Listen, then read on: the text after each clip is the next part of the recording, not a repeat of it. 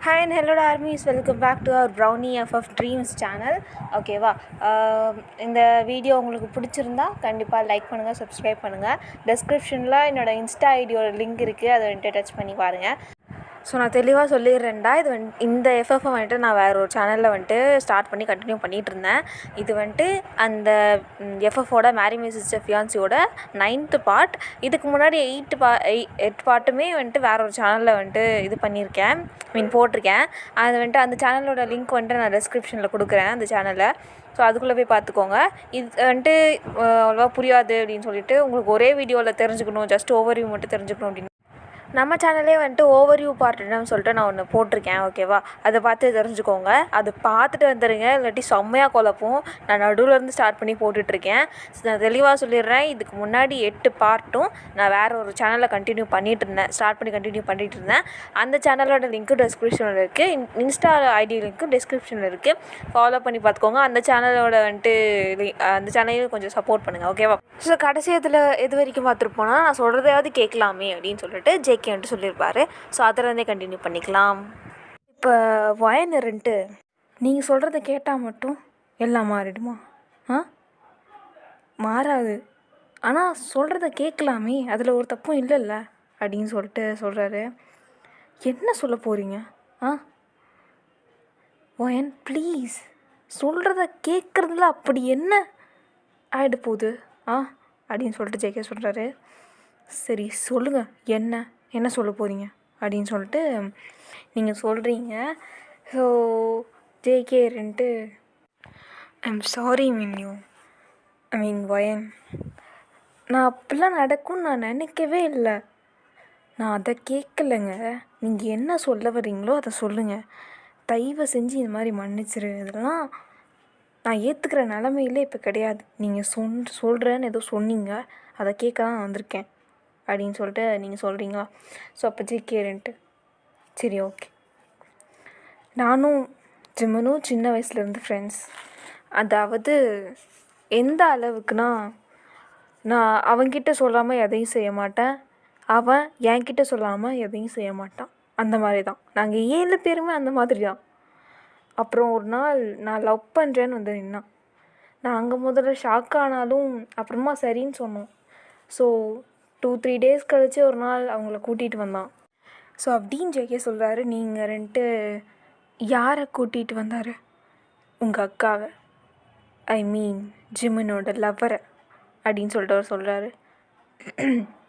Okay, மேலே இது மேலேயா? நான் என்ன கதையாக சொல்லிட்டுருக்கேன்? சரி சொல்லுங்கள். உங்கள் அக்காவை இன்ட்ரோ பண்ணி வச்சான். இன்ட்ரோ பண்ணி 3 மாதம் கழித்து எனக்கு பிரேக்கப் ஆகிடுச்சின்னு வந்ததுன்னா, அப்புறம் நாங்கள் தான் பிளான் பண்ணி அவங்கள சேர்த்து வச்சோம். இதுக்கு நடுவில் ஒரு விஷயம் நடந்தது. என்ன விஷயம் நடந்தது? அது கண்டிப்பாக இப்போ உனக்கு தெரியணுமா? அஃப்கோர்ஸ் தெரிஞ்சாகணும் அப்படின்னு சொல்லிட்டு நீங்கள் சொல்கிறீங்களா? அதை நான் சொல்கிறேன், ஆனால் இப்போ சொல்லலை. இதெல்லாம் சொல்லி முடிச்சுட்டு அப்புறம் சொல்கிறேன். சரி அப்படின்னு சொல்லிட்டு சொல்கிறீங்களா? நீங்கள் 2 ஜேகே 2 டைம் என்ன அப்படின்னு சொல்லிட்டு கேட்குறாரா? 11:15. சரி ஓகே. அப்புறம் இந்த மாதிரி என் லவ்வர் ஜியா வீட்டில் அவளுக்கு கல்யாணம் பேசி முடிச்சிட்டாங்க அப்படின்னு வந்து சொன்னான். ஸோ அப்புறம் தான் எனக்கே தெரியும், எங்கள் வீட்டில் ஜிம்மனோட லவ்வரை எனக்கு பேசி முடிச்சிருக்காங்கன்ட்டு. அப்புறம் என்ன, இந்த விஷயத்த சொன்ன உடனே என்னை தவிர அங்கே எல்லாருக்கும் ஷாக்கு. அதாவது என் 6 ஃப்ரெண்ட்ஸ்க்கும். நான் என்ன சொன்னேன்னா, ஜிம்மனா நீ உங்கள் வீட்டில் பேசு, ஜியாவையும் அவங்க வீட்டில் பேச சொல்லு, அப்போ தான் இந்த பிரச்சனை தீரும் அப்படின்னு சொன்னேன். அதுக்கு அவன் சொன்னான், நான் எங்கள் வீட்டில் பேசிட்டேன், எங்கள் வீட்டில் ஓகே, அவளுக்கு அவங்க வீட்டில் பேச பயமாக இருக்கான், ஆனால் அவள் தங்கச்சி பேசினா அவங்க வீட்டில் கண்டிப்பாக ஒத்துப்பாங்கன்னு நம்பிக்கையோடு சொல்கிறான் அப்படின்னு சொன்னான். நான் அவங்கள அப்படி பேசுவானே, அதாவது அவங்க தங்கச்சி வந்து அந்த மாதிரி பேசினா ஓகேன்ற மாதிரி தானே சொல்கிறாங்க, ஸோ அப்படி பேச சொல்லேன் அப்படின்னு நான் சொன்னேன். ஸோ அதுக்கு எல்லோரும் சேர்ந்துக்கிட்டு நீ போய் வாங்க தங்கச்சிக்கிட்ட பேசி எப்படியாவது சொல்லி புரிய வச்சு அவங்க வீட்டில் பேச சொல்லு அப்படின்னு என்ன கோத்து விட்டானுங்க. சரின்ட்டு நான் அப்புறம் மறுத்தாலும் வேணாம் அப்படின்லாம் சொன்னாலும் அப்புறம் ஜிம்முக்காக தான் ஒத்துக்கிட்டேன். ஸோ நான் இப்போ அவங்க காலேஜுக்கு வந்தேன். ஆஃப்டர்நூன் தான் வந்தேன்.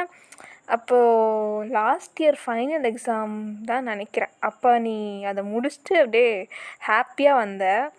ஸோ அப்போ என்ன பார்த்து வாட்ஸ்அப்பில் எனக்கு வந்து உன்னோட ஃபோட்டோ நெட் இல்லாமல் அங்கே கொஞ்சம் காலேஜில் வந்து நெட் வீக்காக இருந்தது. நெட் இல்லாமல் கொஞ்சம் அப்படியே சுற்றிகிட்டே இருந்தது. உன்னை பார்த்தேன். ஸோ சுற்றி முடித்து உன்னோட ஃபோட்டோ வந்து பார்க்குறதுக்குள்ளே நீ போயிட்ட. அப்புறம் நான் தேடி பார்த்தப்போ இல்லை. அப்புறம் நான் உன்னை நம்ம கல்யாணத்தில் தான் பார்த்தேன். உன்னை பார்த்து பேசுகிற வரைக்கும் எங்களால் எப்படி வெயிட் பண்ண முடியும்? வெயிட் பண்ண முடில. ஸோ அவசர அவசரமாக பிளான் பண்ணி அந்த பிளான் எக்ஸிக்யூட் பண்ணி இன்றைக்கி அவங்க சந்தோஷமாக வாழ்கிறாங்க. நாங்கள் என்ன நினச்சோன்னா கல்யாண பொண்ணு ஓடி போயிட்ட அப்புறம் கல்யாணத்தை நிறுத்திடுவாங்கன்னு நினச்சோம். கல்யாணத்தை நிறுத்திட்டாங்க. அப்புறம் எல்லாம் கிளம்பி போயிடுவாங்கன்னு நினச்சோம். ஆனால் அப்படியே உல்ட்டாவாக நடந்துருச்சு எல்லாமே அப்படின்னு அவர் சொல்லி முடிக்கிறாரு. நீங்கள் ரெண்டு இவ்வளோ விஷயம் நடந்திருக்கா? என்னால் ஐ கான்ட் பிலீவ் இட். ஏதோ படம் பார்க்குற மாதிரி இருக்குது அப்படின்னு சொல்லிட்டு ஏதோ ரியலைஸ் பண்ணிட்டு, ஆமாம் எங்கள் அக்காவுக்கு பிரேக்கப் ஆனதுக்கப்புறம் நீங்கள் சேர்த்து வச்சதுக்கப்புறம் ஏதோ ஒரு விஷயம் நடந்துச்சுன்னு சொன்னீங்கல்ல, அது என்ன விஷயம் அப்படின்னு சொல்லிட்டு கேட்குறீங்களா? என்ன நடந்துச்சு? ஒன்றும் நடக்கலையே அப்படின்னு சொல்லிட்டு ஜேகே சொல்கிறாரா? ஜேகே ஒழுங்காக சொல்லுங்கள் அப்படின்னு சொல்லிட்டு நீங்கள் சொல்கிறீங்க. அவர்ன்ட்டு ஆமாம் உன் ஃப்ரெண்டு பேர் என்ன, பாயா கேர்ளா அப்படின்னு சொல்லிட்டு அவர் கேட்குறாரு. அதை தெரிஞ்சு நீங்கள் என்ன பண்ண போகிறீங்க? ஏய் நான் உன் ஹஸ்பண்ட்ரி. ஹஸ்பண்டா? யார் நீங்கள்? நைஸ் காமெடி ஜேகே, ஆனால் பேட் ஒன் அப்படின்னு சொன்னது. சரி சண்டை வேணாம் விட்டுரு அப்படின்னு சொல்லிட்டு அவர் சொல்கிறாரு. இப்போ சொல்ல போகிறீங்களா இல்லையா அப்படின்னு நீங்கள் சொல்கிறீங்க. ஸோ இப்போ இந்த இடத்துல நான் ஒரு நோட் சொல்லிக்கிறேன்டா. ஏன்னா நீங்கள் வந்து வீட்டுக்குள்ளே எப்படி வேணால் ட்ரெஸ் பண்ணுவீங்க. ஆனால் வீட்டுக்கு யாராவது வந்துட்டாலோ இல்லாட்டி வெளியே போகிறீங்கனாலோ கன்ஃபார்ம் நீங்கள் சுடி தவிர வேறு எதுவுமே வியர் பண்ண மாட்டீங்க. ஈவன் சாரீ, ஆஃப் சாரீ எதுவுமே. நீங்கள் கல்யாணத்துக்கு அப்புறம் தான் கொஞ்சம் கொஞ்சம் சாரியாக யூஸ் பண்ண ஆரம்பிச்சிருப்பீங்க. ஓகேவா? நீங்கள் கல்யாணத்துக்கு முன்னாடி எப்பயுமே சுடி தான் வெளியே போனால். ஓகே, அந்த மாதிரி தான். ஸோ இப்போ இந்த நோட் முடிஞ்சிச்சு. அப்படியே கதைக்குள்ளே போயிடுறேன். அப்போது ஜேகேன்ட்டு அது ஒன்றும் இல்லை ஜேகே சொல்லுங்கன்னு சொன்னேன். அது ஒன்றும் இல்லை, நான் உன்னை சுடி இல்லாமல் பார்த்தேன் அப்படின்னோடனே நீங்கள் ஷாக் ஆகிட்டு ஜஸ்ட்டு கிட்ட க்ராஸ் பண்ணி வைப்பாங்கல்ல, ஸோ அந்த மாதிரி ரெஸ்ட்டு என்னது ஜேகே அப்படின்னு கத்துறீங்களா? ஏய் உன்னை மாடர்ன் ட்ரெஸ்ஸில் பார்த்தேன் என்ன? ஸோ அப்படி சொல்கிறாரு. நீங்கள் வந்துட்டு ஒரே ஒரு டைம் மட்டும் மாடர்ன் ட்ரெஸ் போட்டு வெளியே போயிருப்பீங்க, ஒரு சில டைம் போடுவீங்க. ஓகேவா? நான் அப்படி சொல்லியிருக்கூடாது, எப்போயுமே சுடி தான் போட்டுருங்கன்னு. சரி ஓகே. ஸோ அவர் அப்படி சொல்லி முடிச்சதுக்கப்புறம் நீங்கள் ரெண்டு ஓ ஓகே ஓகே அப்படின்னு சொல்லிட்டு சொல்கிறீங்க. சொல்லிவிட்டு அதுக்கப்புறம் ஜேகே என்னை நீங்கள் காலேஜில் தானே பார்த்தேன்னு சொன்னீங்க, அப்புறம் எப்படி? ஐயோ ஜேகே குழப்பாதீங்க, எனக்கு புரியல. நீங்கள் என்னை காலேஜில் பார்த்தேன்னு சொன்னீங்க, ஓகே, குழம்புது எனக்கு அப்படின்னு சொல்லிட்டு நீங்கள் சொல்லிகிட்ருக்கீங்களா? இரு நான் க்ளியர் பண்ணுறேன். அதாவது நாங்கள் ஜிமினுக்கு பிரேக்கப் ஆனப்போ பிளான் பண்ணி சேர்த்து வச்சோமா? ஆமாம். அதுக்கு அப்புறம் என்னாச்சுன்னா நீ ஒரு நாள் உன் ஃப்ரெண்ட்ஸ் கூட அவுட்டிங் வந்தீங்கன்னு நினைக்கிறேன். அப்படியே அப்போ கூட நீ எல்லோரும் பேசி வச்சு ஏதோ ஒரே டிசைனில் வேறு கலரில் ட்ரெஸ் வாங்க போகிற ஏதோ பேசிகிட்டு இருந்தீங்க. எனக்கு தெரியல எதுவும். அப்போ நீ கூட ஃப்ரீ ஹேர் விட்டுருந்தேன்னு நினைக்கிறேன். அப்போ தான் பார்த்தேன். ஓகே, சைட் அடிச்சிட்டீங்க அப்போ தானே? ஆமாம், அஃப்கோர்ஸ், அழகாக இருந்தால் நான் என்னப்பா பண்ணுறது? சரி. அப்புறம் காலேஜில் என்ன, நான் வெளியே போனதுக்கப்புறம் தானே அந்த ஃபோட்டோ உங்களுக்கு வந்துச்சுன்னு சொன்னீங்க. ஸோ அப்போ காலேஜ்லேயும் என்ன சைட் அடிச்சிருக்கீங்க அப்படி தானே? அது வந்து உளறிட்டீங்க ஜேகே. மாட்டிட்டதுக்கப்புறம் எதுக்கு முக்காடு? சொல்லுங்க ஒழுங்கா. ஆமாம், நான் சைட் அடித்தேன் தான். என்ன இப்போ? அப்போ நீ பார்க்க அழகாக இருந்த, வாட் கேன் ஐ டூ, நான் என்ன பண்ணுறது அப்படின்னு சொல்லிட்டு சொல்கிறாரு. ஸோ அப்போன்ட்டு ஜேகேன்ட்டு, ஸோ அன்றைக்கி நீ ஃப்ரீ ஹேர் விட்டுருந்தியா? ஆமாம். அப்போ தான் பார்த்து விழுந்துட்டேன். கீழேயா? பா செம்ம கலாய். நாளைக்கு சிரிக்கிறேன், சொல்கிறது கேளு. நீங்கள் கலாய்க்கிறத விட நாங்கள் மொக்க கலாய்னா கலாய்க்கலை. சொல்லுங்கள். ஆக்சுவலி எனக்கு அதை எப்படி எக்ஸ்ப்ரெஸ் பண்ணுறதுன்னு எனக்கு தெரியல. லைக் நான் நிறைய பொண்ணுங்களை பார்த்துருக்கேன், எவ்வளோ பொண்ணுங்களை பார்த்துருக்கேன். பட் அந்த செகண்ட் நான் உன்னை பார்த்தப்போ ஏதோ லைக் எனக்கு எப்படி சொல்கிறதுன்னு தெரியல. சத்தியமாக பிளாங்க் ஆகிட்டேன். சத்தியமாக சொல்கிறேன், பிளாங்க் ஆகிட்டேன். ரொம்ப ரொம்ப அழகாக இருந்தேன். எனக்கு பார்க்கும்போது அப்படியே தூக்கிட்டு எங்கேயா ஒரு இடத்துக்கு போய் அவள் கூட லைஃப் லாங் அப்படியே ஹாப்பியாக வாழ்ந்துடலாம் அப்படின்னு ஒரு நினப்பு வந்து தூக்கிடலான்னு ஏதோ ஒரு தோணுச்சு. சொல்லிகிட்டே இருந்தது உள்ள. என்னால் அது முடியாது இல்லையா?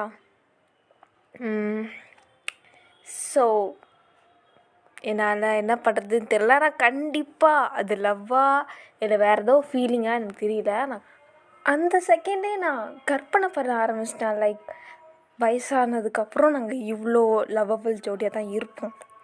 எங்களுக்கு இத்தனை குழந்த பிறக்கும், நாங்கள் இப்படிலாம் வளர்ப்போம், இவ்வளோ அழகாக அதெல்லாமே இருக்கும் அப்படின்னலாம். எவ்வளோ முட்டாள்தனமாக இருக்குல்ல. ஒரு பொண்ணை பார்த்து ஃபஸ்ட் சைட்லேயே நான் வயசாகி அவ கூட லவ் பண்ணிகிட்ருப்பேன் அப்படின்னா எனக்கு அதான் சிரிப்பாக வந்துச்சு தோணும் போது. ஆனால் அந்த செகண்ட் நான் உன்னை பார்க்கும்போது எனக்கு இதெல்லாம் சீரியஸாக நான் எடுக்க ஆரம்பிச்சிட்டேன். லைக் ஏதோ ஒரு அஃபெக்ஷன், ஏதோ ஒரு இன்ஃபாக்சுவேஷன் அப்படின்னு தான் நினச்சேன். நான் அப்படியே விட்டுட்டேன். ஆனால் நீயே என் ஒய்ஃபாக வரும்போது தான் இந்த விதி அதெல்லாம் சொல்லுவாங்கள்ல, அதெல்லாம் நான் நம்ப ஆரம்பித்தேன். அப்படியே என் பொண்டாட்டியா அழகா வந்து என்ன இருந்தாலும் அந்த கல்யாணம் நடந்த வே ஆஃப் மேரேஜ், ஸோ அது என்னால் ஏற்றுக்க முடில. தேவையில்லாமல் என்னோடய சம்மதம் கேட்காம எதுவுமே இல்லாமல் யாரோ ஒரு அந்த பொண்ணை வந்து விருப்பமே இல்லாமல் என்னை கல்யாணம் பண்ணி வச்சிட்டாங்களே அப்படின்னு ஒரு சின்ன கோபம். யார் மேலே காட்டுறதுன்னு தெரியல. உன் மேலே காட்டிட்டேன். அது 2 நாள் கூட நடக்கலை. அப்புறம் நான் ஃப்ரெண்ட்லியாகவே பேச ஆரம்பிச்சிட்டேன். என்ன நினச்சா எனக்கே சிரிப்பாக இருக்கு. ஆனால் கண்டிப்பாக ஒயன் நீ என் லைஃப்பில் இருந்தா எனக்கு எதுவுமே வேண்டாம், நீ மட்டும் போதும். தயவு செஞ்சு என் லைஃப்பில் இருந்து போயிடாத ப்ளீஸ். உன் கண்ணை ஒவ்வொரு தடவை பார்க்கும் போதெல்லாம் எனக்கு எந்த விஷயமும் பெருசாகவே தெரியாது. நீ என் லைஃப்பில் கடைசி வரைக்கும் இருப்பியா, என் கூட லைஃப் லாங் இருப்பல்ல அப்படின்னு நான் என் மனசாட்சிக்கிட்ட ஒவ்வொரு தடவையும் கேட்டுகிட்டே இருப்பேன். மற்ற எந்த பிரச்சனையும் என் கண்ணு முன்னாடி அவ்வளோ பெரிய விஷயமாகவே இருக்காது. தயவு செஞ்சு என்னை விட்டு போயிடாது. நீ இல்லாமல் எப்படி இருப்பேன்னு என்னால் கற்பனை கூட பண்ணி பார்க்க முடியல.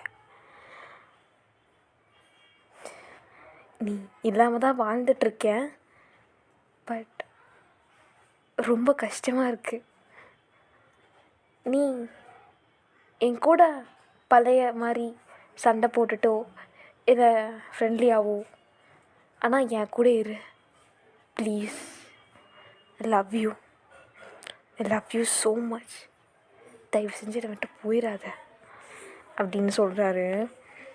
அவர் வந்துட்டு அதை எக்ஸ்பிளைன் பண்ண ஆரம்பித்து உங்களுக்கு ப்ரப்போஸே பண்ணிடுறாரு. உங்களுக்கு நீங்கள் ஷாக்காகி நிற்கிறீங்க. அப்படியே நீங்கள் வந்துட்டு ஜெக்கே I can't handle this situation, sorry நான் போகணும் அப்படின்னு சொல்லிட்டு நீங்கள் கிளம்பிடுவீங்க. ஸோ ஓகேடா ஆர்மிஸ், இந்த எபிசோடை இங்கேயே நான் முடிச்சுக்கிறேன். Hope you all like this. And Bible explain பண்ண ஆரம்பித்து ப்ரப்போஸே பண்ணிட்டேன் அப்படி ஜேகே.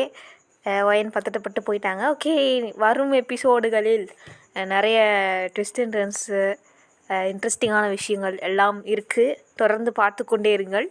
ஏதோ டிவி சேனல் சொல்கிற மாதிரி சொல்லிட்டுருக்கேன். சரி, இருந்தாலும் ஓகே, நல்லாயிருக்கும், பாருங்கள். பிடிச்சிருந்தால் லைக் பண்ணுங்கள், ஷேர் பண்ணுங்கள், சப்ஸ்கிரைப் பண்ணுங்கள். கண்டிப்பாக சப்ஸ்கிரைப் பண்ணுங்கள். இது பத்தாது, இன்னும் நம்மளுக்கு பெரிய ஃபேமிலி வேணும். ஸோ அதனால் தொடர்ந்து நம்ம சேனலில் வர வீடியோஸ்லாம் தொடர்ந்து பார்த்துட்டே இருங்க. எல்லா வீடியோஸுமே இன்ட்ரெஸ்டிங்காக இருக்கும். நான் அதுக்கு கேரண்டி கொடுப்பேன். அண்ட் கமெண்ட் கண்டிப்பாக பண்ணிடுங்கடா. எனக்கு வந்துட்டு உங்களோட ஃபீட்பேக் வந்துட்டு எனக்கு கண்டிப்பாக வேணும். எப்படி இருக்குது, என்ன இருக்குது, ஏதாவது என்கிட்ட ஏதாவது மாற்றிக்கணுமா அந்த மாதிரி சொல்லிட்டு. ஸோ கண்டிப்பாக நீங்கள் கமெண்ட் பண்ணிடுங்க. ஓகே, வேறு எது சொல்கிறது, நெக்ஸ்ட் வீடியோவில் பார்க்கலாம். பாய்.